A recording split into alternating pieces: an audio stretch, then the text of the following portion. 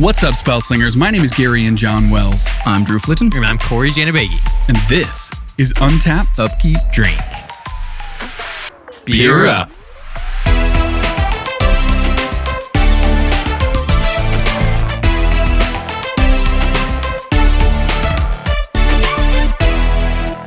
Hey, welcome back, guys. Today we're going to be kicking off a new series here on UUD. As always, with me, I've got Drew and Cory. What's going on, guys? What is up? How you guys doing? Hopefully we're talking about the color white. This is going to be the first episode of our Color Wheel series. We're trying to go in Wooburg order here. We'll see what happens as the episodes come out. But the idea is that we're going to go through each of the colors in a more holistic method to talk about what it is the colors do, what they represent in Magic, and we'll throw in some cards in there so that we actually see. We'll touch a little on game mechanics and things like that, but it's mostly kind of the personification of the color within the game of Magic. And to that end, we actually have a nice quote here from Mark Rosewater about what the colors kind of represent. So we've got from Mark's blog, the Blogatog, he has white seeks peace through structure, blue seeks perfection through knowledge, black seeks power through ruthlessness, red seeks freedom through action, and green seeks acceptance through growth. So you'll see those kinds of themes throughout. Now, as always, we're going to start this episode off with some delicious beers. And the one I picked out for Cory, I tried to be as on theme as I could. So we got ourselves a Wasatch Brewing flavor points. White IPA because we're talking white today. Cory also tried to keep it on theme and got a white label, but it turns out was a very dark beer. Oh, yeah. So the darkest. The Golden Drake. I don't really know how to say it. It's a Belgian beer, so It's got two probably A's. Drock. I assume it's Drock. And Cory, you've got that Wasatch Brewing. It's the Ghost Rider IPA. Yeah, white so IPA. it's the Crowler Ghost Rider White IPA. It's an ale brewed with coriander, and I've actually had this one before. And this is one of the few IPAs that I will actually enjoy drinking. Pretty mellow. Yeah, this one, it's a lot easier to drink than most IPAs. It's not as bitter. So for those of you that don't know, a Crowler is a half-sized growler can. Half a fucking It's a gallon, monster. basically. It's 32 ounces of just This here's a quart. yeah, exactly. Cory's going to be getting silly is what we're saying. I'm trying to turn up. And Yeah. so for Garion, I picked out for you the Circus Boy. Yep, this is a nice Hefeweizen beer, and I'm going to read the back. 'Cause The it's back is crazy. incredible. Yeah.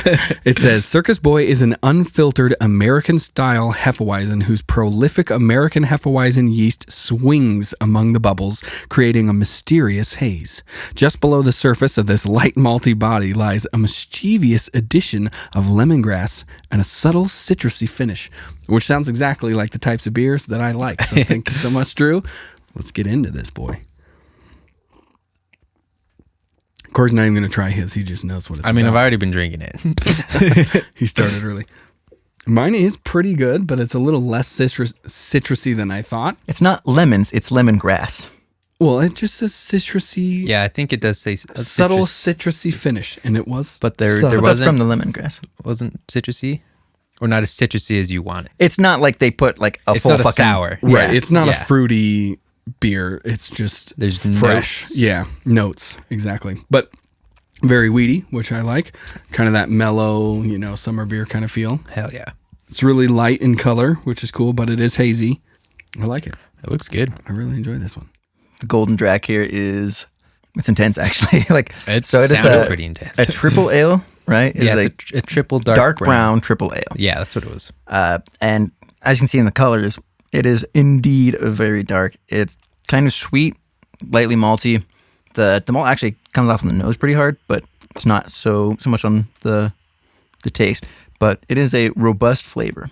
Me next. It's really, really sweet, Yeah, it's but in surprisingly a kind of not malty way. Like the malt definitely is more nose than it is palate. That's really good though. Yeah, this is actually really good. Yeah, it's fucking awesome. That's a dessert beer right after a hefty lasagna or And some then you shit. go immediately to bed. Did we So- mention it's 10.5? Yeah, 10.5%. It's a big boy. So this IPA is exactly as I remember it. It is really, really easy to drink. It's not bitter at all. The color's good. There was some pretty good head before, but it's kind of been sitting out for a little bit. Yeah, we took a few pictures of these guys before we started, and so I think my head and your head are gone, but Yeah, Drew's is it's still thick. there. Yeah, the Golden Drock has this impressively firm and just It's like a Jello-like. meringue. Yeah, it's It's so thick. But yeah, impressive. it's a pretty easy to drink IPA.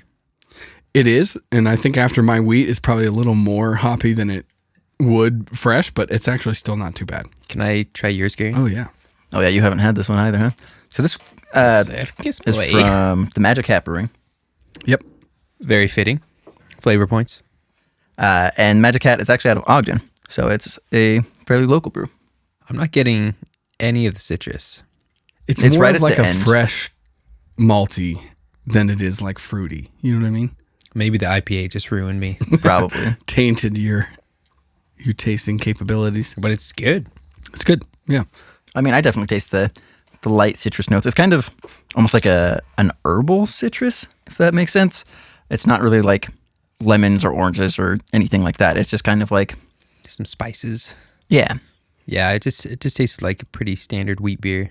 Not that I have anything against I that. was gonna 'cause say, are I you love gonna this. complain? But maybe I That's should your have jam. drank that before the IPA. Yeah. And I then mean, the Considering that you have a lot Golden to Drock. go through on that IPA, maybe it's for the best that you. I just stick to this. All right. Now that we've got a taste, we all kind of know what's going on in the drinks.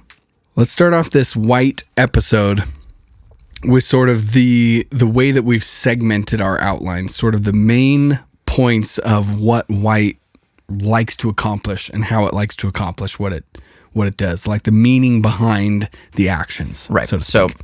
as I said before, white seeks peace through structure. In order to do that, it kind of has these three, I don't want to necessarily call them tenets, but it has three objectives as yeah, words main that- categories. You can kind of break it yeah. all down. So you have moral law, which is relegated to peace and morality. You have civil law, which is order, law, and structure. And then you have unity and community. That's very important in white, is the group. Yep, the group dynamics. So let's start on moral law, and we'll go through some examples of how they go about creating peace and morality. So they deal a lot with morality and ethics and the idea of idyllic good. Right. So when we say idyllic good, what we want to try and stray away from is that Watsy tries to avoid using the words good and evil in Magic, especially when it comes to white and black. Like there are good and evil characters, but they don't want to say that white is good and that black is evil, because those characters and those... It's racist, first of all, but also Because You're those right. colors are not necessarily just always good or always evil. Yeah, and it's there's good and evil in and all everything that they do. colors. Right. If you take something that is good too far, then it can become evil. Yeah. Right. So what we're going to do here is that we look at white as the idyllic good, as Cory said, and that is from white's perspective. Right. They are more or less painting themselves as the good, trying to defeat the evil. they believe that they are the good. Yeah. Right. And so we see this in the cards. You know, there's angels, right, and they have this- Heroes. heroes, this protection theme. Like they're trying to make sure that their people survive, and that even when they're fighting against other people, that they're not necessarily just trying to kill them outright. You know, sometimes they're trying to disarm or have other tactics than just, you know, straight battle all the time. Yeah.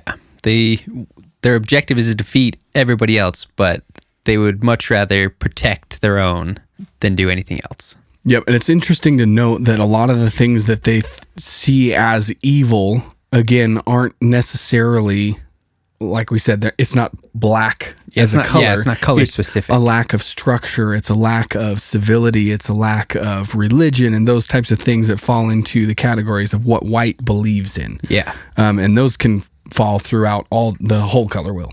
Yeah, so when we're talking about morality, we also have to talk about like the idea of a conscience, right? This is how white kind of perpetuates its ideals, is that when you feel guilty about something, then it says that it's something that is wrong, right? And so it tries to punish the guilty for not following the rules and for acting selfishly, but also trying to reward things like chivalry, where you're working selflessly to help the group. Another thing that white also focuses on is balance and grace. And so through balance, they want to balance everything between themselves and everyone around them and keep everything as even and fair as possible. Yeah, I think fairness is a good way to put it, because Yeah. it's sort of the honor and ethics of Exactly. the whole situation.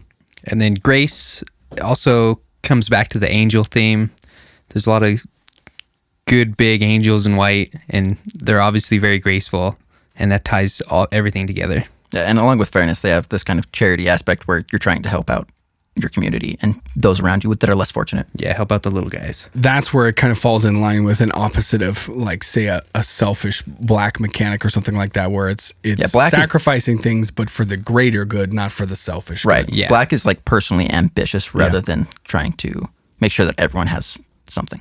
Another way that white kind of personifies its morality is through truth and honesty. And some of the ways that they do that is generally white doesn't have a whole lot of like combat tricks and like hidden things. Well, like it plays they don't have very hidden things, but they do have straightforward. combat tricks. Yeah, but I mean, it plays very open and straightforward. You know what I mean? Using a lot of permanents that are on the board. that Yeah, people can I'm going to see. make tokens. I'm going to make lots of dudes. I'm going to make big dudes. Yeah, This is generally what I'm gonna speaking, do. when you're playing against someone who's playing like a mono white deck, you know what their game plan Yeah. is. You know what's going on. Whereas, you know, blue and black and, you know, even to some extent red, you know, you don't necessarily know exactly what's going on. But white, you see what's going on very well. Yeah. Another big theme for the morality side of white's characteristics is protection and harmony within the group. So making sure that, you know, the strong are helping the weak instead of just being the strong and being, you know, the valiant characters. They're also being charitable and protecting, you know, the group as a whole. And that's where we get a lot of like the hero type cards. Yeah, and they specifically made a mechanic around this called heroic, and it basically you rely on the hero by targeting it with spells, and that pumps it up, and it usually has other additional effects. Yeah, usually with the heroic mechanic, they get a +1/+1 counter and sometimes something else. Yeah. Another thing we see when it comes to protection and harmony is that there's just the circle of protection cards. There's just ways to protect your permanents, yourself included, in order to prolong your game plan. And so, like the circle of protection cards, there's one for each of the colors: white, blue, black, red, green. And then there's also like just one of the most famous cards in Magic, Mother of Runes, which just allows you to give one of your permanents protection from. She's just a fucking gangster. Another thing that white does when it comes to protection and harmony is that it does try to preserve the piece. And so if it can go about doing a non-lethal kind of tactic, then sometimes it's going to do that if that's the best option. And that's where we see some of the best removal in the game in Swords to Plowshares and Path to Exile. Those cards, just in the name, Swords to Plowshares, is disarming your enemy and putting them to work in the fields. Yeah, and this kind of leads into the pacifism arrest mechanics, which we'll get into in a little bit. Yeah, the pacifism and arrest, I think they fall more along the line of our second category here, which is sort of the civil law, not just necessarily following morality and what they consider to be good, but also what they've kind of structured as their society. Is their actual government. Yeah, their actual laws. And so that's where we start to talk about order and governance and politics, not like play politics, but actual like government politics within, you know, the characters in the game. Yeah. And bureaucracy and all that sort of fun stuff. Like Fun in quotation marks. Yeah, heavy quotation. Fun for the player who's playing. Like, as an example here, we've got tax effects, right? So things Bullshit. like Ghostly Prison, Archangel of Tides, and we have land tax in here, which isn't exactly a tax effect, but it definitely punishes your opponents for getting ahead of you. Yeah, it's got some flavor. Another thing that White likes to do when it comes to like these sort of law and order is that White likes to change the rules of the game. Yeah, it sort of personifies the idea that white is the lawmaker, is Yeah. the one who creates the structure around they which put the people rules play. down. Yeah. And so this includes cards like Rule of Law, which only lets people play one spell a turn. And then there's Humility, which fucks everything up, and it makes it so nothing is special. Everything's just a 1/1. Hey man, No just don't play abilities. creatures. That's one way to try and play. All enchantments. So within that civil law kind of theme, we're talking about law and judgment, divine judgment versus law of the people, which is sort of where the religion aspect ties with the government aspect. Yeah, So there's we're a talking lot about- of themes interwoven Yeah. with religion through all of these categories. Which is just white likes great to design. follow. yeah. Oh, like as God. far as the game goes, like having these different areas be able to tie into each other just shows how well the game is made. So when it comes to actual law and judgment, we've got the law of the people rather than the law of the land, which is more of a green thing. Right. And so when people do things that are bad, you got to arrest them. Yep. And then we've got divine judgment, right? We've got wrath of God, day of judgment. We're talking about board wipes. There's a reason they're called wrath effects. It's because of Wrath of God. Yeah. It's the the whole OG. Sodom and Gomorrah done. So another aspect of the civil law is sort of the individual's duty to the cause, discipline, strategy, the sort of the military aspect of being part of a whole. Yeah, White, you'll notice when it comes to like soldiers and knights and other sort of creatures that there is a strong military organization to White. Yeah, it all sort of ties into the idea of the individual serving the whole. Yeah. For the greater good of the law of the land or the law of the people. Right. And with good organization comes efficiency. When people work together, they're able to do more. Another thing that they emphasize with this organization is that a good defense is the best offense. Right. White is very much about your people, your players staying alive and not getting hurt. Yeah, it's so much less about attacking and more about protecting and guarding. Yeah, and so a lot of cards either care about toughness or punish power. So when White has all of this civil law and order, sometimes it goes too far. And then we start to get these sort of authoritarian law, this rigid oppression. And we see that in cards like Active Authority and Authority of the Consuls. Oppressive Raise is a very good example of it as well, where you're punishing creatures for straying out of line, basically. Yeah. So the next subcategory we have here is what I've titled the destruction of the unholy and the unstructured. Cory, you're kind of the commander savant of the group. Tell us about it. I like how you said that and not the guy that plays land destruction, because that is kind of what this category is. We sort of split it into two categories. So there's destruction of the unholy, which is all your disenchants and your OG enchantment and artifact removal. And then there's the unstructured, which is the land destruction. Which When is things get out of hand, you gotta Armageddon. just blow it all up. Yeah, when things get overgrown. Yeah, clean there's it no up. other option but to just Right. blow everything up. That is some old school cards like Armageddon and then even Planar Outburst. So that sort of leads us into the next category of idealistic playstyle, which is unity and community. So now we're not necessarily talking about morality or structure. We're talking about the group and how you interact with the group. And specifically with White, it's to better the group. It's to always bring everybody up together. As I put in here, it's jolly cooperation. Hell yeah. So with that, we have kind of a conformity and the theme of just working together, right? If you band together in times of need, Gross. then you're going to do better, right? You're stronger in battle together, and you're able to just overcome obstacles that individually you wouldn't be able to. See, I like that you use the word conformity because because we're talking about law, it is sort of like a voluntary thing to a point. And that's when you meet that sort of authoritarian feel where it's, yes, we really want everybody to be moral and work together. But if you choose not to be, we will force you to work together for the group. It's, there is a level of, restriction to individuality. Right. And with this, the idea that I had behind the conformity ideal was that White is very good at tokens, which we'll definitely get into here in a sec. But when you're making these tokens, they're all the exact same. And Yeah. White just has the ability to just pump them out en masse. And so the conformity is that all of these creatures are the exact same. With the same goal. Yep. 1/1 soldiers, 0-1 2/2 goats. knights. You got some 2/2 kitty cats in there. Yeah. Oh, you got your 0-1 goats. The Yeah, goat. the goats. So within this, we also have the religious aspect of White. And that is, the idea behind the religion in White is that you teach morality while promoting a unifying ideal. So this kind of goes back to the moral law that we talked about before.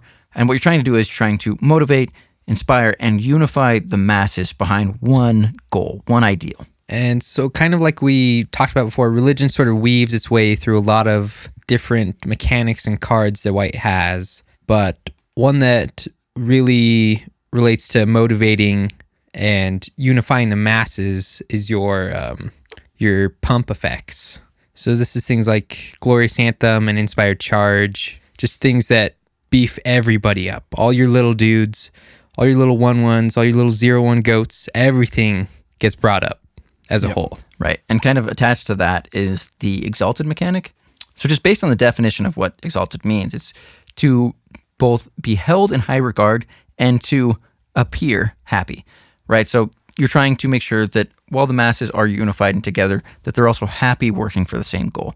And the Exalted mechanic, you see things like Sublime Archangel and the pseudo-exalted card Angelic Exaltation. Yeah, exactly. And that kind of moves towards, especially with the religion aspect, it moves towards the kind of protect the faithful, where it's like, okay, these guys are part of the group, and so we're going to protect them because they're holy. They fall within the structure, they fall within the conformity of what this color means to us. Right. Basically, they're one of us. So therefore, our religion is going to protect us, and our uniformity and our group mentality is going to protect us. And this kind of relates back to the color protection spells that we mentioned earlier, where they protect from each of the different colors. So along with being able to protect the faithful, they also have a very strong, very prominent mechanic in white, in life gain, where you're healing the faithful. Right. And so it's not a mechanic that we devote a lot of resources to personally, at least not anymore. I used to fucking love life gain. Life gain was my jam. But it's not such a strong mechanic in EDH. Yeah, once you start playing 4-player EDH games, you start valuing it less. Yeah, I think the problem with life gain is that it helps you not lose the game, but it doesn't help you win the game. Right. Incidental life gain tends to be a lot which better is than why I the think goal. a lot of us, when we started playing, was like, oh, life gain's so good. Yeah. Like, I'm just going to throw some life gain. Gain 7 life. I love it. Exactly. Yeah, but it does fall within that theme of healing the faithful and going with those who are with us exalt together. Yeah, and obviously it's pretty good in limited, not by itself, but in addition to other things that can make or break a game. Yeah. In the one-on-one formats, it's a lot different. Yeah. And it just so happens a lot of those happen to be, angels and things like that sort of fall within that religious holy theme, where if you're working for the greater good, you also get this benefit of, being healed by God or being healed by your faith. Yeah, and then like lifelink is the sort of the happy medium where you are gaining life while also doing damage. Yep. So another way that white kind of ties in that theme of the holy and using faith as a benefit is how they use their restoration and reincarnation. It's not quite the same predatory nature that black has. It's very much, we've got faith's reward and Sun Titan, some of these things that sort of reward the faithful in that you get to come back in the afterlife. Yeah, they just bring things straight back. Right. And sort of another counterpoint is that it's contrary to Green's sort of regrowth theme.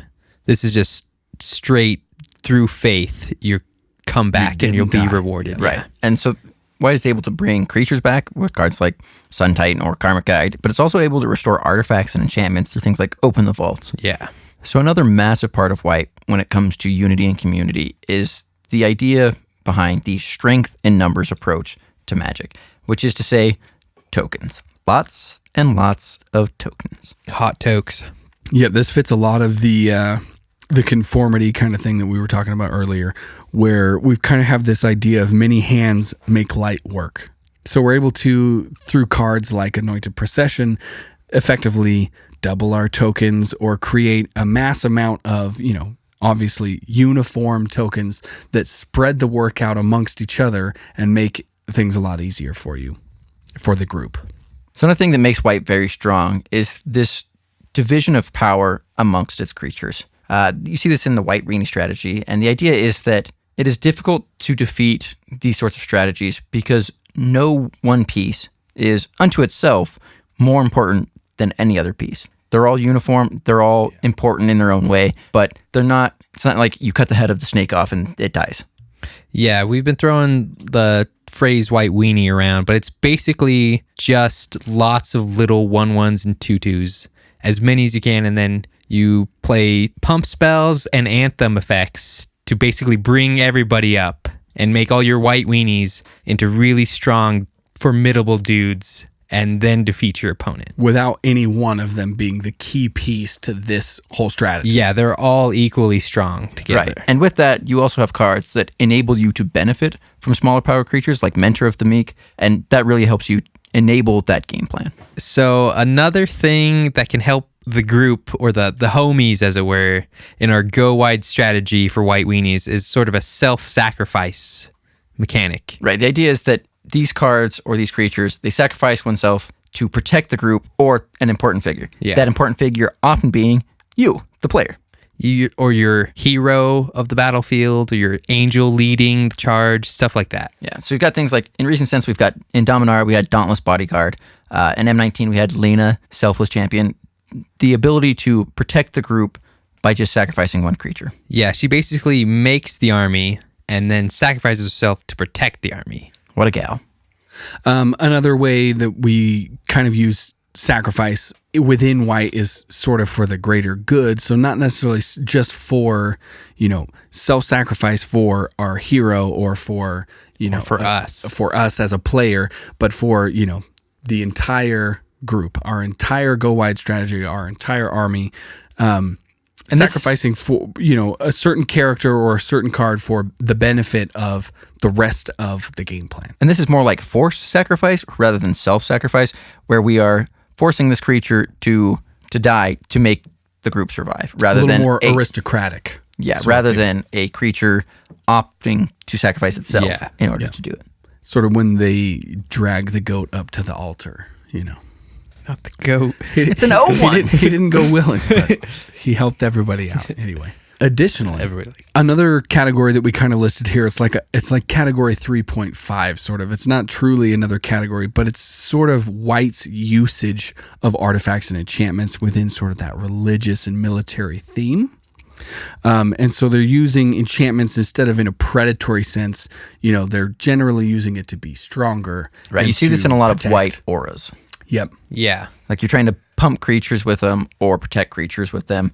The artifacts is more of that militaristic side of it, where you have these creatures that benefit from equipment and creatures that can tutor for equipment, things like that. And then you have the Voltron strategy, where you want enchantments and artifacts to just pump your creature and just swing in for lethal. Yeah, a lot of Voltron strategies exist because of these white equipment tutors and things that make equipment cost less or free to equip, stuff like that. Yeah, you see the metalcraft mechanic. Yeah, it's a very strong mechanic. And that's very much a white mechanic. All right, now that we've talked about white in a holistic sense, we probably should go back to the beers that we've been having. Cory? I just want everybody to know, probably because we gave Cory a quarter gallon of beer, but I finished my beer first. So. Oh, that is actually a first. Cory is usually the one to go through his beers. I should get the biggest beer always. So this never like happens. That's our counteracting. Immediately went challenge accepted. Yeah, this just went immediately. Cory's being selfish.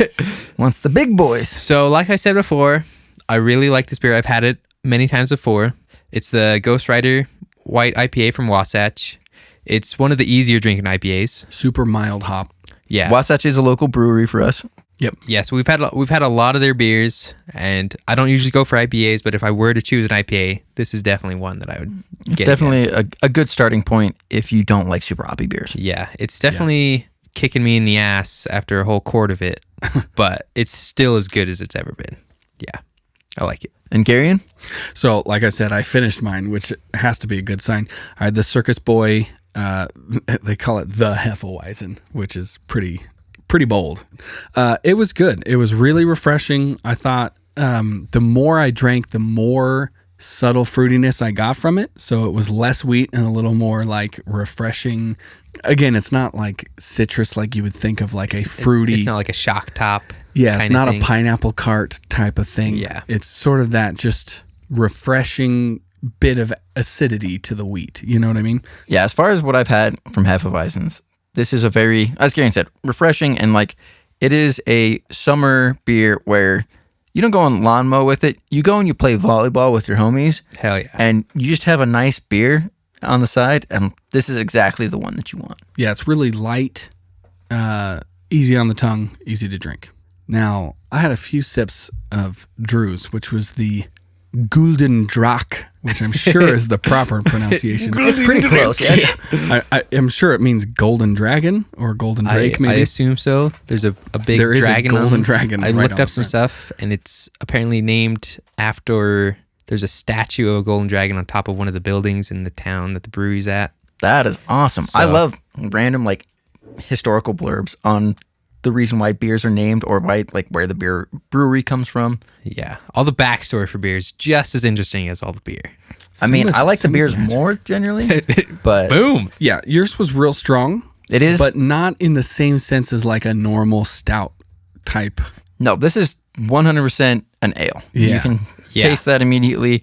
It does have a bit of a hoppiness to it, but it's very light. It's more sweet, sugary, Very sweet. malty, but not overly so. It's got It's this almost kind got of a molasses kind of flavor to it, like very like not a feel. It doesn't feel thick at all, Yeah. but just real sweet. Yeah, it smells incredibly malty and then it tastes really sweet. Yeah. And then you just get punctuations of the rest of the flavors. You do not taste the 10%. Like that is a very it is easy drinking beer. It is a It's dangerous smooth beer. fucking Yeah. like. There's probably a reason why it's just not packaged in quarts, Yep. Yeah. A crowler of that will knock you on your ass. but it's definitely But you'll enjoy a dessert style beer. Like you have this after like a nice steak or something like that. Oh, yeah. and After you're dinner. just coasting. It's just a nice sipping beer. Yep. So now that we've got these beers pretty much finished, it looks like, let's move on to, well, other than maybe Cory, he's got a I'm whole working on stash in the can. Let's move on to some of some of the finer points of what white does as far as mechanics go. Yeah, Instead of an overarching theme of the lore and the ideals.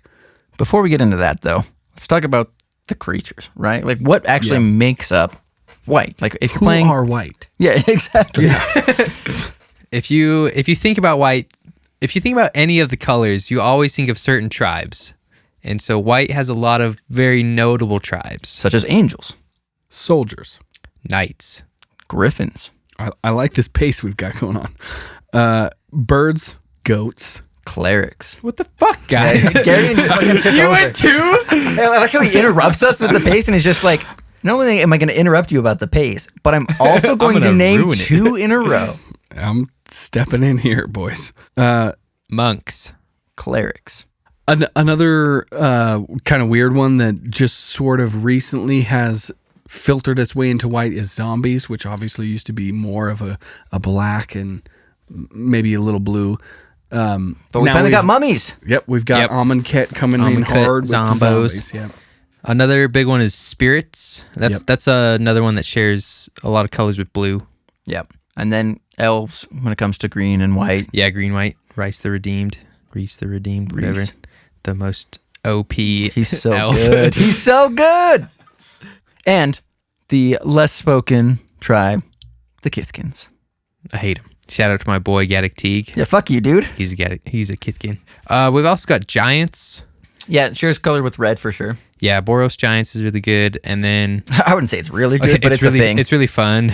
And then the greatest of them all that we've talked about many, many times this podcast, goats. Goats. Is specifically 0-1 goats. 0-1 goat token. 0-1 white goat tokens. All right, so those are probably what we could consider the most common or most notable white specific creature types that show up fairly frequently. Yeah, if as- somebody names one of these tribes, you're going to recognize it. If you look it up, you're going to find white creatures in it. Yeah, these are the ones that people build decks around. Nobody's going to build decks around weird shit. So once we get past all the tribes, we get into sort of the keywords, as we like to call them, that a lot of which show up on white cards. And so Vigilance. That's a huge one. we can just machine gun through these because First strike and double strike. there's not a lot to talk about. Well, and we're going to do a whole episode on mechanics specifically, so we'll get a little deeper into Yeah. what these things mean a little later. These are just Why is Garion promising these things? It shall be a done. lot of common ones that show up on white cards. So we've got things like flying Yep. and vigilance. As Drew said, first strike and double strike. Let which it be known really fucking that these good. are not exclusive to white. Yeah. But they are They very do common show on up white. prevalently, yeah. Yes. Then we've got things like lifelink. or just life gain in general. Yeah, and also just a lot of cards that sub-theme gain of life. life gain Yeah. matters. Like when you gain life, do this, or just having a massive life total equals awesome things. Like Stormhurt, where you put X11 white Pegasus creature tokens with flying onto the battlefield, where X is your life total. 100 life, 100 tokens. Yeah, and then there's things like Felidar Sovereign, which is as soon as you have 40 life at the beginning of your upkeep, you win the game. It's dumb in EDH. But Solid card, though. oh yeah. Another thing that White likes to do is they have an emphasis on walls, and so a lot of cards have the defender keyword. Another thing that White likes to do is tap and untap creatures. So sort of White- manipulating the tapping. Yeah, construct, sort of Yeah, just white loves to tap things down. putting you down while bringing me up, kind of. which things. seems very in line with the Law and Order Yeah, it's like- pacifism kind yeah. of thing. You get out of line, I'm going to tap you down. Yeah, Well, you're going to take a timeout. Yeah, basically. Sit down. Yeah, white is also very prevalent in the exile effects rather than just destroy, which white has plenty of, but it's very prominent. Exile or just flicker and blink mechanics. As you said before, white also likes this sort of resurrection, revival, and rebirth kind of Yeah. theme. It's really good at these prison and tax effects, like ghostly prison. Yeah, there's whole decks built around prison and tax effects, just like keeping everybody down. Yeah. Some of the minor themes are like the aristocrats theme, sacrificing creatures to get benefits off of them, making tokens off of creatures when they die, that sort of thing. And then what is also one of the major components of the enchantress decks, such as Mesa Enchantress. So whenever you play an enchantment, you draw a card. Yeah, so there's a whole theme of cards, and they're just labeled Enchantress cards because they just feed off this one theme of playing enchantments and drawing cards off of it. They're my jam. All right, so Garion, give us a summary. What cards do it all? What do they do? So we've got a couple planeswalkers on our list here that really do kind of encapsulate all of the themes that we kind of talked about. So we've got like Elspeth, Sun's Champion. Ooh, my favorite. She's good. She's real good. So she's got the 3 abilities. Her first +1 is put 3 1/1 white creature tokens onto the battlefield. So we've got our token theme. Aren't they soldiers too? They are in fact, you're Yeah, right. so this- Soldier this creature theme tokens. feeds back into 100% it. on theme. Okay, next. Yep. We've got the -3, which is destroy all creatures with power 4 or greater. So we've got a mini wrath effect. Yeah, so this is another thing that emphasizes toughness and punishes power. Yeah, and it helps with the idea of banding together. The whole save everybody, all of our low guys that we've got here in our go wide strategy. It's like we're protecting them. Yeah, we're going to destroy all the big dudes, save the white weenies. Yep, and then her ultimate is a -7. You get an emblem with creatures you control get +2/+2 and have flying. So that pumps all your little guys, gives them some evasion. Right. So there's also some combat tricks in Magic that are almost exclusive to white that are colloquially known as pump and jump spells, where they pump the creature's power and toughness and then jump them, quote unquote, which gives them flying. And Elspeth just gives you an emblem that does that. Yeah. Solid emblem, if you ask me. So another one of the planeswalkers we've got here on the list is Ajani Steadfast. So his +1 is until end of turn, up to 1 target creature gets +1/+1 and gains first strike, vigilance, and lifelink. All 3 of those white mechanics we talked about. Yeah, those are some big keywords. Yep. His -2 is put a 1/1 counter on each creature you control and a loyalty counter on each other planeswalker you control, which is huge. Right. So white has this sub theme of +1/+1 counters. It's not massive in white, and it's not something that is exclusive to white, but it definitely does it well, especially when it comes to Ajani.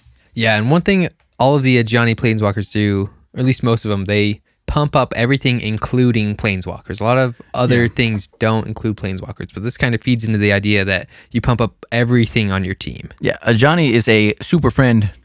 Yeah, he's the support of the group. Well, and it kind of makes sense because even though every color is going to have planeswalkers that involve loyalty counters, I like the idea that it sort of does fit White's theme of loyalty and service and duty. And so, he's giving loyalty counters to these planeswalkers, which kind of fits that White vibe of, hey, you did great. Here's a counter. He's just a good guy. What's his ult? Great guy. You done good. You done have a counter. All right. And so his ultimate is a -7 with you get an emblem with if a source would deal damage to you or a planeswalker you control, prevent all but 1 of that damage. So it's another one of those sort of Protection and prevention of damage. Yep. Yeah. And there's also a sweet Ajani where his ultimate is you gain 100 life, which I'm a huge fan of. Honestly, I used to love that card, and then I ulted him once, and I still lost the game, and I'm still bitter about it. All right. Wizard of the Coast has printed two cycles of cards. They've got the command cycle and the confluence cycle, which really encapsulate what these colors do. So we've got austere command and righteous confluence. Garion, tell us what they do. So austere command is 4 white for a sorcery, and it says choose 2 of the following. Destroy all artifacts, destroy all enchantments, destroy all creatures with converted mana cost 3 or less, destroy all creatures with converted mana cost 4 or greater. So this is a pick your own board wipe. Yep, it's sort of a mix and match of fuck you. One of the best board wipes. It is just because of how versatile it is. And righteous confluence? It's 3 white for a sorcery, again, and it says choose 3. You may choose the same mode more than once, which is sort of unique. The first one is put a 2/2 white knight creature token with vigilance onto the battlefield. The second is exile target enchantment, and the third is you gain 5 life. So it's another one of those sort of could be incidental life gain where maybe you possibly do need it, but it's sort of a mix and match of what you need in the moment. Yeah, you got token generation, you've got enchantment destruction, or exile in this case, and you've also just got life gain. Yeah, which are just a lot of the main goals of white that we've already discussed. Yep. Sometimes you just need 5 Sometimes life. you need 15 life. Yeah, that's true. And when you do, this card will give it to you. You can do it. All right, so we've given a generalized, holistic view of what white is, but we haven't really gone in depth into how white does what it does. So we'll definitely be covering that on a later episode. But for now, that is a generalized concept of white. Yeah, and where we're doing this as like a color wheel series, we're going to get into obviously the other 4 colors and discuss not only those colors, but also the fact that, you know, Magic in its inception from the very beginning knew that these 5 colors were going to be balanced, that they were going to have enemy and ally colors. Yeah. And so if you look at the back of any Magic card from the beginning of time, they've never changed the design. We've actually got the colors arrayed in a specific order because white's ally colors are green and blue. Right, and that's kind of how the game was built. And so its enemy colors are black and red, and we'll kind of get into as we get along and discuss more of these colors, not only how these colors function in a vacuum by themselves, but also why their ally colors are who they are, how they work together, or how their enemy colors sort of oppose them fundamentally. Yeah, what the different strategies are with different colors. Yeah, and then the different archetypes that you can make with the different decks. Yeah, I think we'll probably, hopefully, if everything goes to plan, we'll end up doing some episodes on the wedges, which is each color sort of represented with its ally colors as a group of 3. And then we'll probably end up doing the shards later on, which is sort of the opposing colors. And I think that'll give a really good overall view of the colors by themselves and with their allies and with their sort of, you know, enemy opposing colors and how the game was literally built with this lore and this math already built in. I mean, Richard was a goddamn genius. Talking about Richard Garfield, the creator of Magic the Gathering. The father. The godfather. Yeah, so Garion's kind of hinting on plans for the future. Hopefully we'll be able to meet the goals that he's setting for us here. We're setting the bar high for you guys because we love you. So obviously the plan is to continue to sort of expand on the relationship between these colors. But I think this sort of gives a pretty good idea of the overarching themes that encapsulate white specifically. Yeah, I think we've talked about its ideals and sort of how it functions in the game and in the lore and just kind of covered a little bit of everything. Yeah. This is by no means supposed to be an in-depth look at white in the game as cards and functionality. It's just a We would have to do general overview. 16 hours. Yeah, we could just read white cards for days. You'd eventually get what it wants to do. But rather than that, we I think figured this is a pretty good overview, though. yeah, just a nice summary for you. Now, if you guys have any suggestions of what we missed, I mean, we're always available for critique. Try not to be an asshole, but you know, send us a line down. We got we got our Twitter up and running. It's at Garion UUD. manages Twitter, so if you really want to hammer, I guess if you throw it want to at be him. an asshole, that's fine. Be an ass. Our Twitter's at UUD Podcast. My Twitter's at Garion Wells. Super easy. I'm at Cory Janibagian or the Janibakery on Twitter. Oof. And I'm at Drew Flitton. Flitton. No Flitton. Yeah, don't throw those N's in there where they don't belong. So definitely drop us a line. Let us know what you thought of the episode. And as always, if you guys know some beers that we have not put up on the podcast yet, absolutely drop us a line because we're looking for new stuff all the time. We're always taking recommendations. Oh, yeah. There's too much good beer not to just get ideas. And as always, if you've been drinking along with us, make sure you drink responsibly. Don't drink and drive. We want you to be safe out there. Don't underage drink. Like, let's just play by the rules here. Yeah, just stay safe, guys. We are talking about white. We need to stay within that structure. Okay, Follow the law. Yeah. Rules are there for a reason. So thank you guys for listening to us. We're glad that we've got a little platform here where we can talk and drink and hang out. And just be ourselves, be goofy and weird and have fun. And as always, guys, have fun. But not too much.